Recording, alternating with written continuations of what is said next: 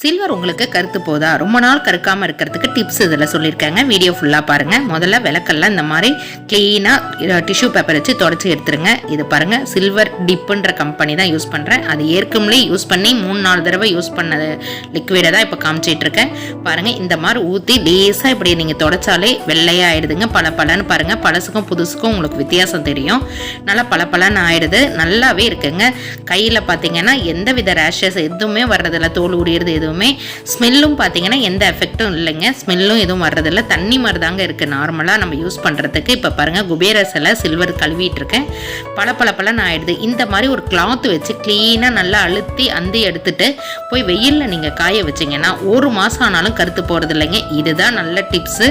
வெயிலில் மட்டும் காய வச்சு எடுத்து பாருங்களேன், 1 மாதம் எதாக இருந்தாலும், பித்தளையாக இருந்தாலும் சில்வராக இருந்தாலும் உங்களுக்கு சீக்கிரம் கருக்காதுங்க. இப்போ பாருங்கள், அன்னபூர்ணி சிலையை தான் நான் கழுவிட்டு இருக்கேன். பாருங்கள், நல்லா தேய்ச்சி நல்லா அந்த இதில் ஒன்றும் இல்லை, நினச்சி லேசாக கையை வச்சு தேய்ச்சிங்கனாலே பலன்னு ஆகிடுங்க. புதுசாக வாங்கும்போது எப்படி சில்வர் இருந்ததோ அதே மாதிரி ஆகிடும்.